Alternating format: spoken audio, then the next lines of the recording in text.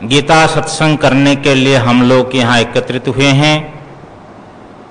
वक्ता और श्रोता के रूप में हम सत्संग में सब स्नान करेंगे अपने कल्याण के लिए। उपनिषद के बाद में गीता की बोलने की क्या आवश्यकता थी?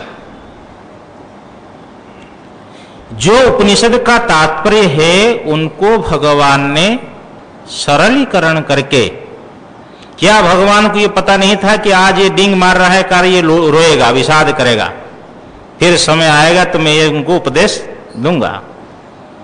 जैसे आचार्य महाराज ने कहा है कि ये तो अर्जुन निमित्त मात्र है, प्रसाद सबके लिए है।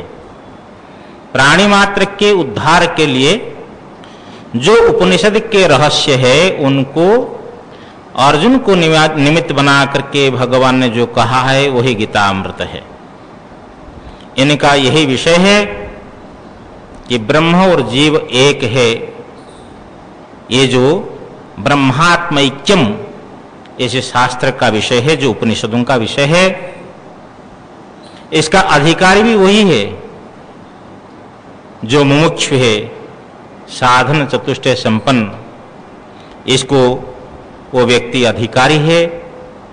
मुमुक्षु जो मुक्त होने के इच्छुक है, उनको ये गीता शास्त्र का जो अर्थ है उनके हृदय पटल में भासता है।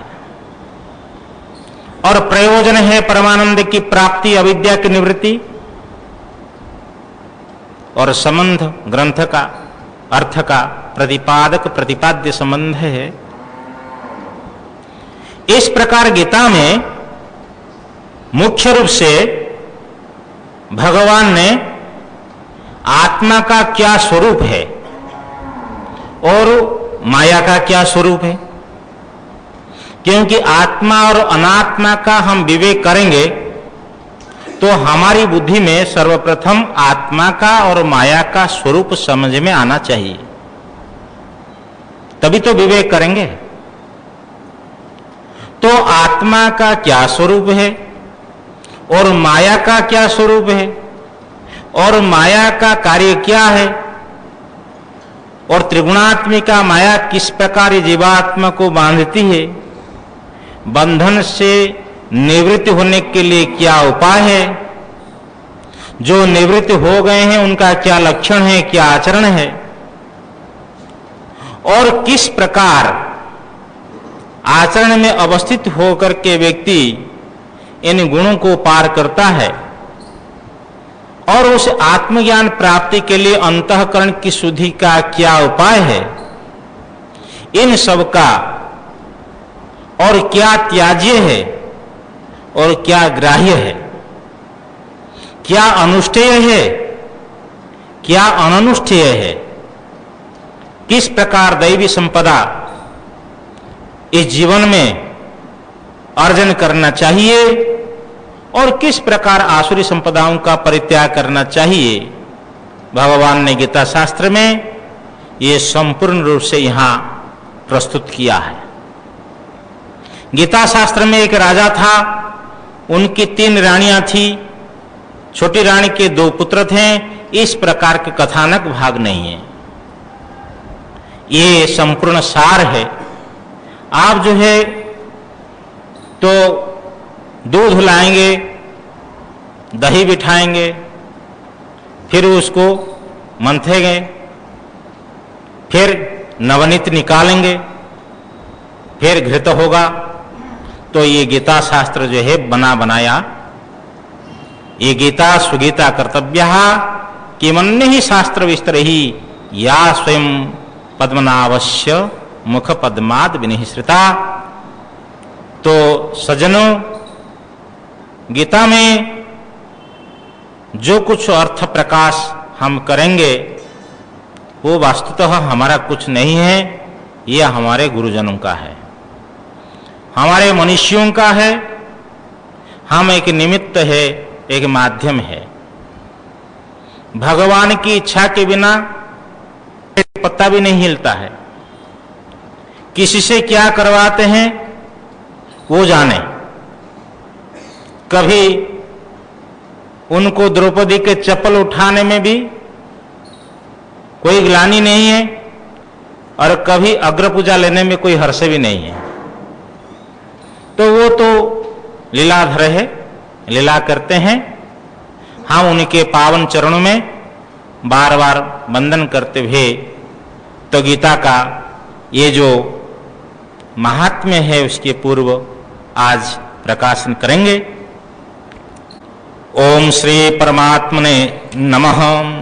त्वमेव माता च पिता त्वमेव, त्वमेव बन्धुश्च सखा त्वमेव, त्वमेव विद्या द्रविणं त्वमेव, त्वमेव सर्वं मम देव देव। ओम पार्थाय प्रतिबोधितां भगवता नारायणेन स्वयं व्यासेन ग्रथितां पुराणमुनिना मध्ये महाभारतम् अद्वैतामृतवर्षिणीं भगवतीमष्टादशाध्यायिनी मम त्वामनुसंदधामि भगवद्गीते भवद्वेषिणीं।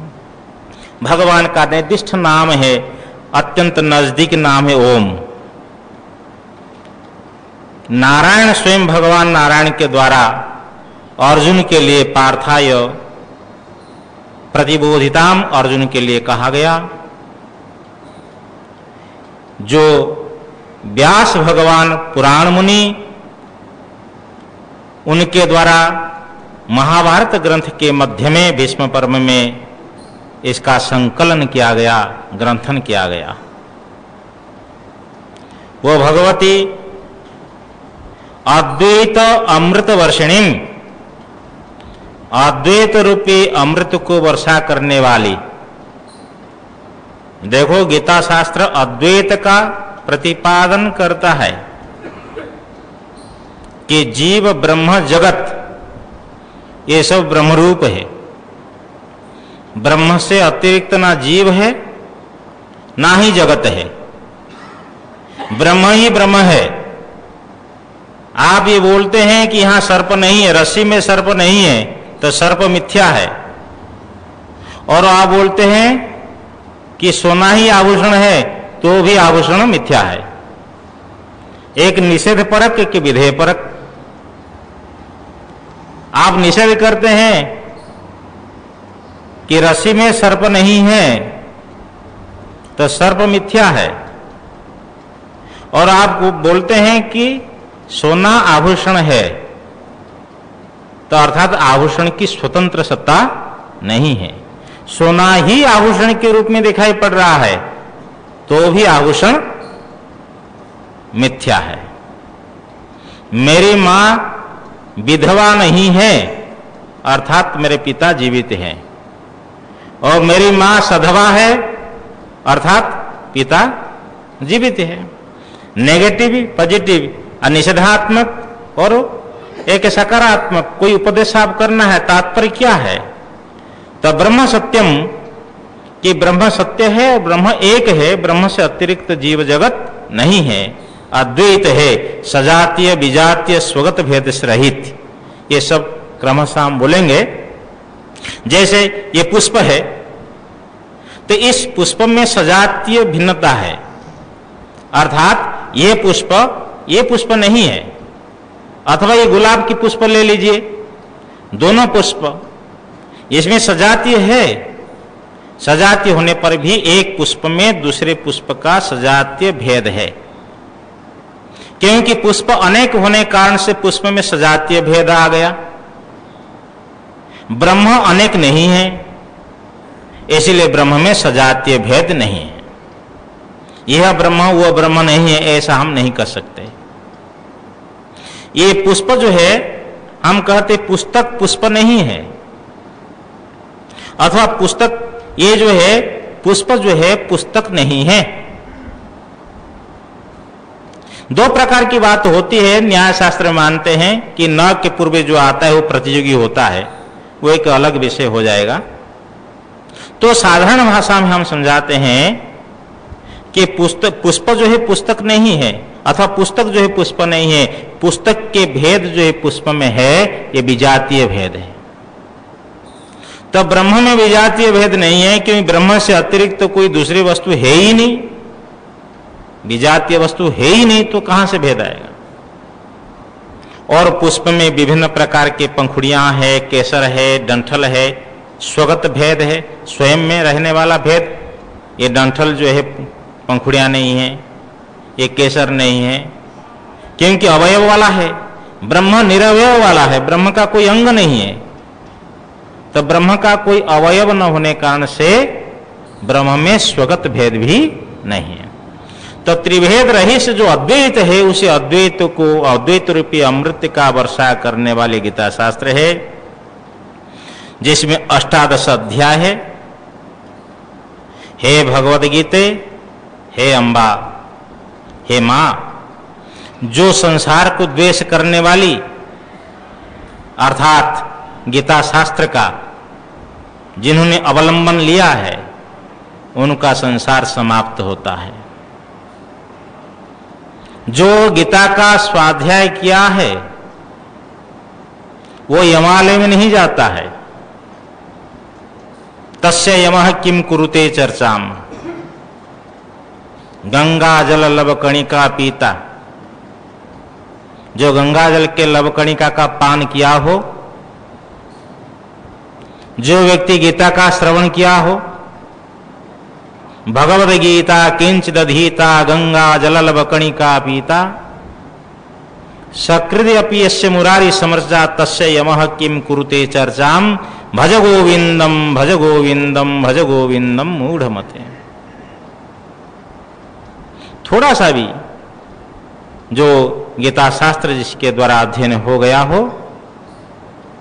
वो व्यक्ति यमालय में नहीं जाता है। ये संसार के द्वेष करने वाली, हे गीता माता भगवत गीते, मैं आपका अनुसंधान करता हूं, अवलंबन करता हूं, अनुसरण करता हूं। नमोस्तुते व्यास विशाल बुद्धे, फुल्लारविंदायत पत्र नेत्र, येन त्वया भारत तैलपूर्णः प्रज्वालितो ज्ञानमयः प्रदीपः। जो भी भारतवर्ष में प्रवक्ता बोलते हैं वो सब भगवान वेद व्यास के जूठन है। व्यासोचिष्टम सर्वम, भगवान ने वेद व्यास सब कुछ हमको दिया है, उनके लिए प्रणाम है। हे विशाल बुद्धि वाले, कमल पत्र के, कमल पुष्प के विस्तार आयत पत्र के समान बड़े बड़े नेत्र वाले हे भगवान व्यास, आपके लिए नमस्कार है। जिस आपके द्वारा महाभारत रूपी तैल से पूर्ण ज्ञानमय प्रदीप जलाया गया हो, प्रज्वालितो ज्ञानमय प्रदीप। प्रपन्न पारिजाताय तोत्रवेत्रैकपाणये, ज्ञानमुद्राय कृष्णाय गीतामृतदुहे नमः। शरणागत के लिए जो कल्पवृक्ष, जिन्हीं के एक हाथ में तोत्र और वेत्र है, ऐसे ज्ञान मुद्रा वाले भगवान कृष्ण जो गीतामृत के दोहन करने वाले, ऐसे आपके लिए प्रणाम है। वसुदेव सुतम देवम कंस चाणूरमर्दनम, देवकी परमानंदम कृष्णम वंदे जगद्गुरुम। वसुदेव के पुत्र जो कंस और चाणूर के नाशक, ऐसे जो देवकी के परमानंद कृष्ण भगवान देव को जो जगत गुरु है, उनकी मैं वंदना करता हूं। भीष्म द्रोण तटा जयद्रथ जला गांधार नीलोत्पला, शल्य ग्राहवती कृपेण वहनी कर्णेन वेलाकुला, अश्वत्थाम विकर्ण घोर मकरा दुर्योधनावर्तिनी, सोतीर्णा खलु पांडवैरण नदी कैवर्तकः केशवः। पाराशर्यवचः सरोजममलं गीतार्थगन्धोत्कटम्, नानाख्यानककेसरं हरिकथा संबोधना बोधितम्, लोके सज्जन षट्पदैरहरः पेपीयमानं मुदा भूयाद भारत पंकजम कलिमल प्रध्वंसिनः श्रेयसे। रण नदी को पांडव लोग पार कर गए। वो रण नदी का चित्रण कर रहे हैं। भीष्म द्रोण तटा, भीष्म और द्रोण जिसे रण नदी के तट हो किनारा है, एक तरफ भीष्म एक तरफ द्रोण है। जयद्रथ जला, और जयद्रथ जिसमें जल हो अर्थात जयद्रथ जल वाले रण नदी। गांधार नीलोत्पला, शकुनि जिसमें नील कमल हो। भीष्म द्रोण तटा जयद्रथ जला गांधार नीलोत्पला, शकुनि जिसमें नील कमल हो। शल्य ग्राहावती, शल्य रूपी जो बहुत बड़े मगरमच्छ जिसे रण नदी में पड़ा हो। कृपेण वहनी, और कृपाचार्य जिसका प्रवाह हो। कर्णेन वेलाकुला, और कर्ण जो है उस प्रवाह की सीमा हो। अश्वत्थाम विकर्ण घोर मकरा, और जिस रण नदी में अश्वत्थमा विकर्ण रूपी बड़े बड़े घोर मगरमच्छ हो। दुर्योधनावर्तिनी, और दुर्योधन जिस पे भौरा हो, भ्रमर, जहां फंस गया तो व्यक्ति न निकले। सोतीर्णा खलु पांडवई रण नदी कैवर्तकः केशव, वो जो रण नदी है निश्चित रूप से पांडवों के द्वारा उत्तीर्ण हो गई, अर्थात पांडवों ने उस रण नदी को पार कर गए। क्योंकि केवट कौन था? कैवर्तक था केशव, कैवर्तकः केशव। केशी नाम के राक्षस को भगवान ने वध किया था, इसलिए उनका नाम केशव है। भगवान आद्य जगत गुरु शंकराचार्य महाराज केशव की दूसरी उत्पत्ति विष्णु सहस्रनाम स्तोत्र में करते हैं। क का अर्थ है ब्रह्मा और अ का अर्थ है विष्णु। क धन अ बराबर क्या हो गया? का। और का धन ईश, ईश का अर्थ हो गया भगवान शंकर, तो हो गया केश, गुण संधि हो गई। तो केश का अर्थ हो गया ब्रह्मा विष्णु महेश। ये ब्रह्मा विष्णु महेश जिसी के बस में हो वो है केशव, निर्गुण निराकार ब्रह्म। बोलो केशव भगवान की जय। ये केशव भगवान कैवर्तक थे, नौका को चलाने वाले थे, नौका में बैठने वाले बिल्कुल निश्चिंत रूप से पार हो गए। सज्जनों, हमारे जीवन रूपी नौका में यदि कैवर्तक को, केशव को बनाएंगे कैवर्तक, निश्चित रूप से हम भी इस संसार सागर से पार हो जाएंगे।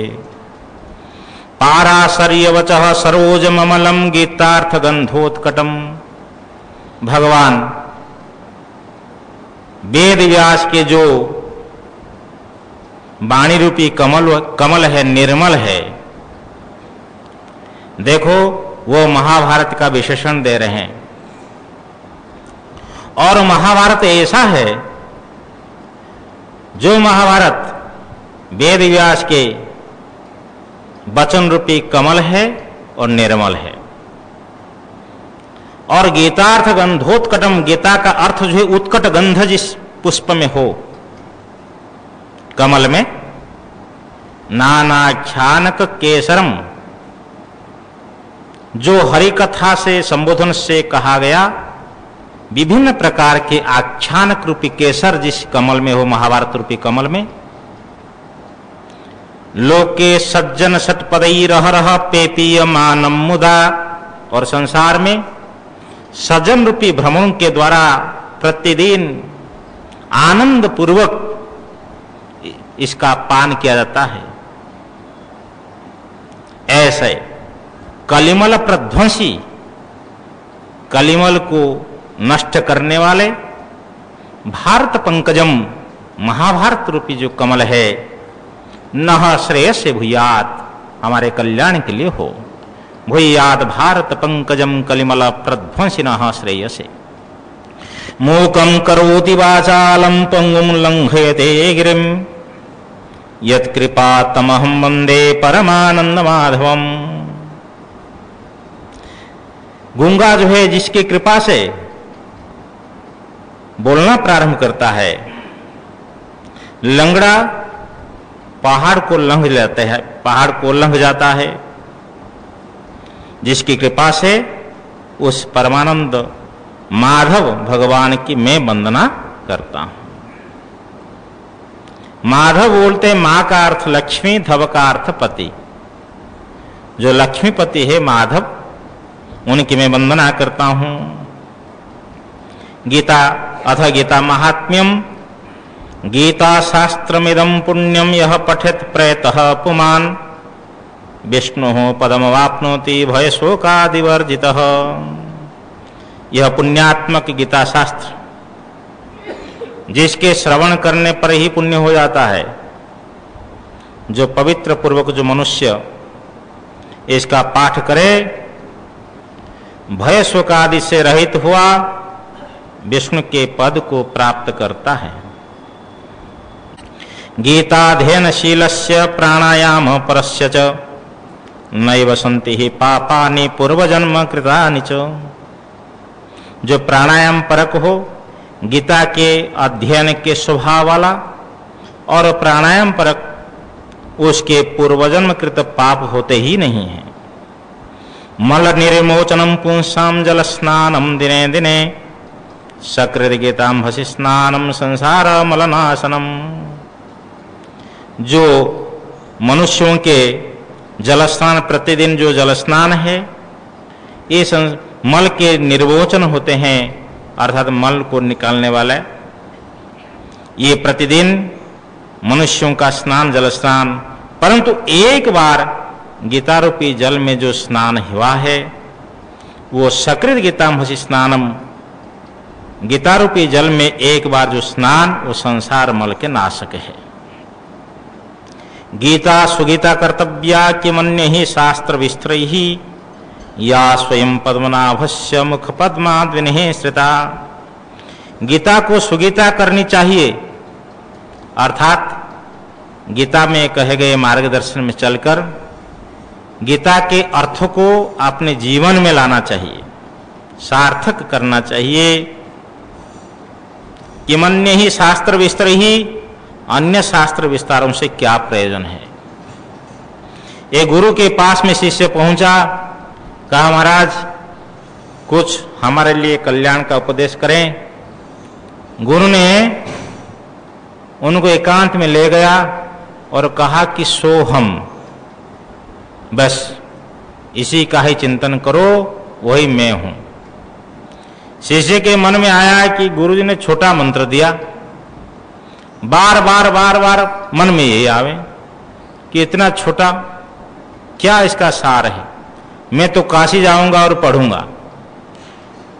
कई दिनों के बाद में गुरु से कहा महाराज काशी जाऊं, विद्या अध्ययन करूं। गुरु ने कहा कि बेटा तेरे को सब कुछ मैंने दे दिया है, काशी में जाकर क्या करोगे तुम। बार बार प्रार्थना की। गुरु ने कहा जाओ भाई देख ले।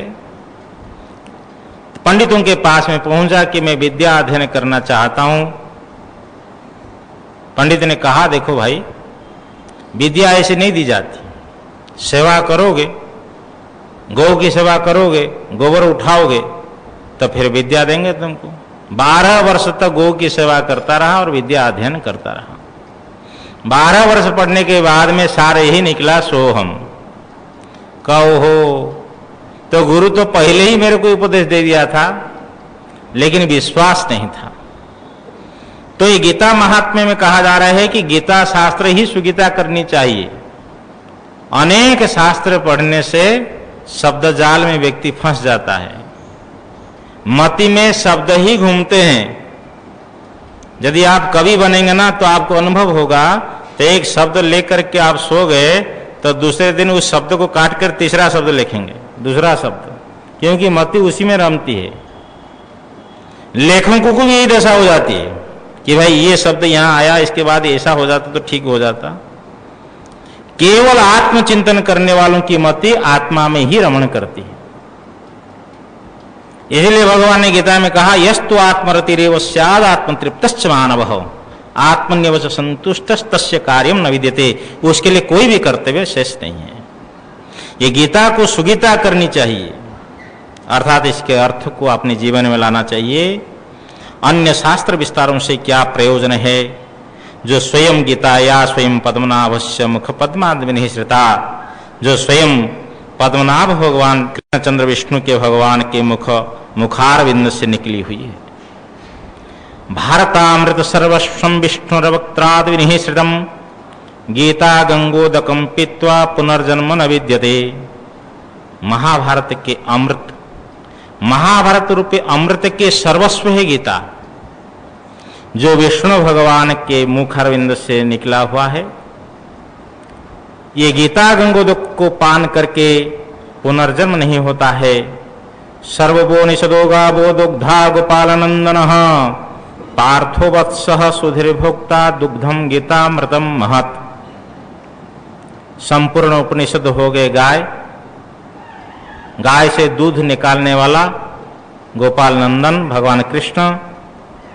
बिना बछड़ा से दूध नहीं निकलता है, लेकिन आजकल तो लगा देते, कुछ बोलते ऐसे दूध निकल जाता है। ये सब अप्राकृतिक है। ये सब सृष्टि में जो विघटन हो रहा है, ये प्रकृति के साथ में छेड़छाड़ करने से ही तो मनुष्यों की आयु भी घट रही है। 100 साल की आयु वाले आज कम दिखने में आ रहे हैं। तो इसका कारण यही है। तो जो अप्राकृतिक कार्यक्रम होगा वो उसका विप्लवी भी होगा। बिना बछड़ा से दूध नहीं निकलता है, इसलिए पार्थो वत्सः, बछड़ा हो गया अर्जुन, उनने मुख लगाया और भगवान ने दुग्ध निकाले और संपूर्ण उपनिषदों से दुग्ध निकाले।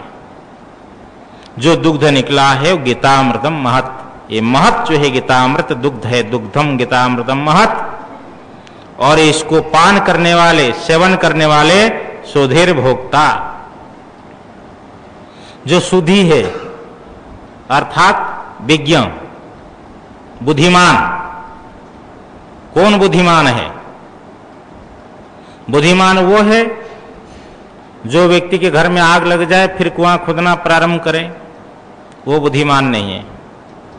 बुद्धिमान वो है जो पहले कुआं का निर्माण कर ले और सजग रहे कि घर में कभी आग लगे तो यहां से पानी उपलब्ध हो सकता है। यावत् स्वस्थमिदं कलेवरगृहं यावच्च दूरे जरा यावच्चंद्रिय शक्तिरप्रतिहता यावत् क्षयो नायुषः आत्मश्रेयसि तावदेव विदुषा कार्यः प्रयत्नो महान् प्रोद्दीप्ते च भवने कूप खननम प्रत्युद्यमः कीदृशः।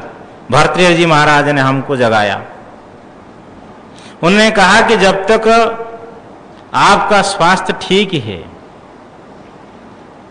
यावत स्वस्थमिदं कलेवरगृहं, गोडों में दर्द नहीं है, कमर में दर्द नहीं है, आंख जवाब नहीं दी है, कान जवाब नहीं दिए।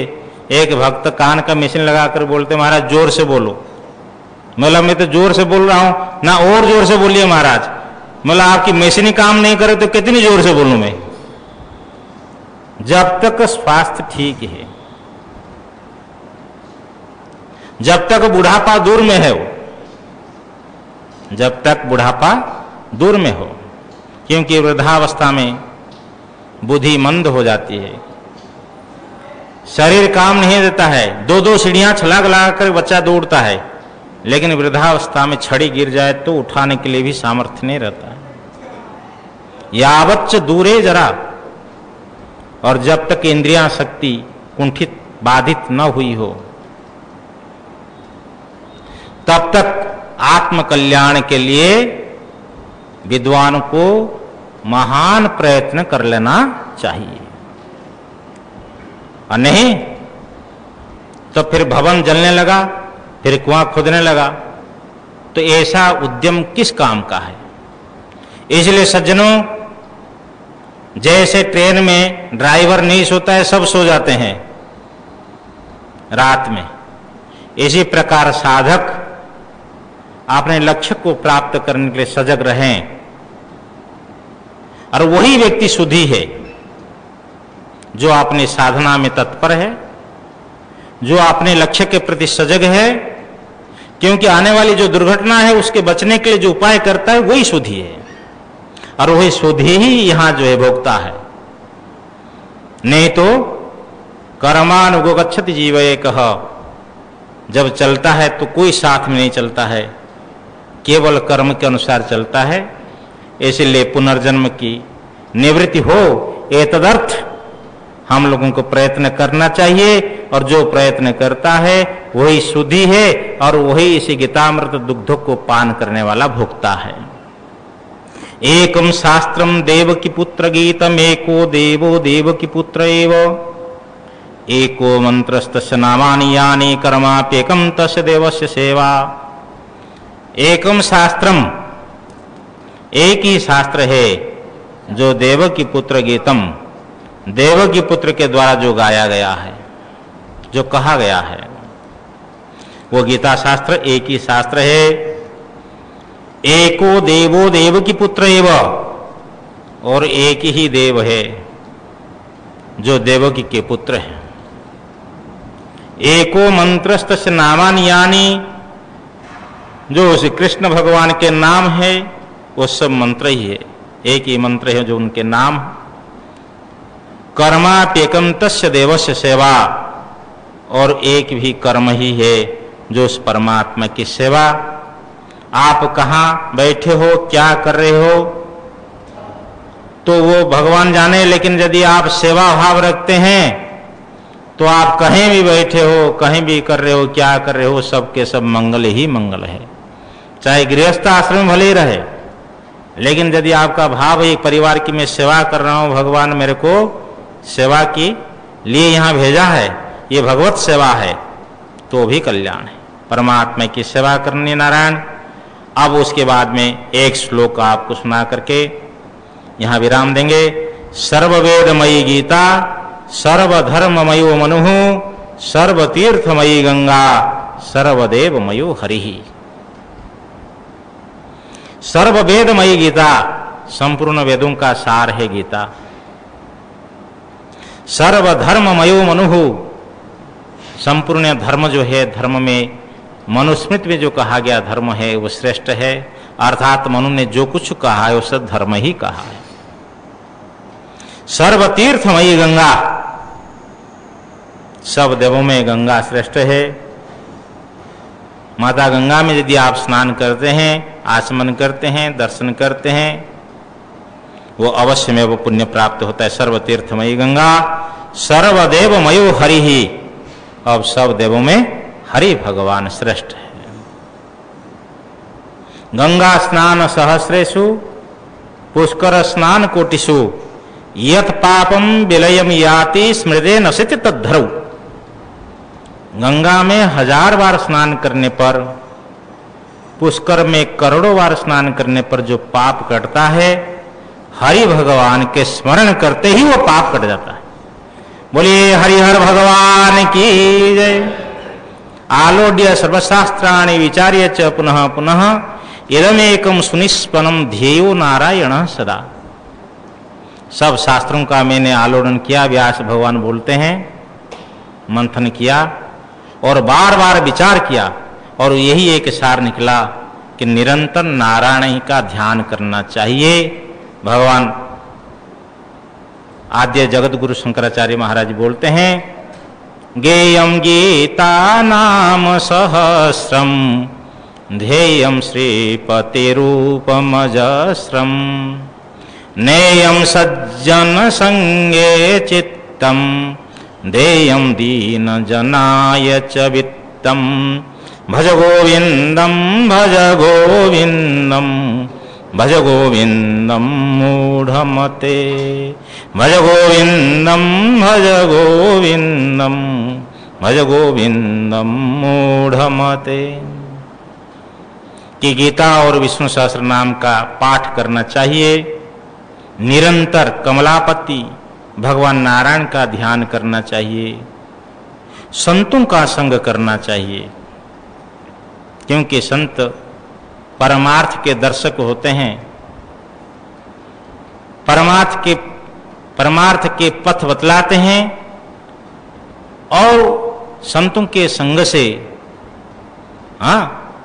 राम का रंग भी चढ़ता है। साधु संग राम रंग, ये हमारे भारत की परंपरा है।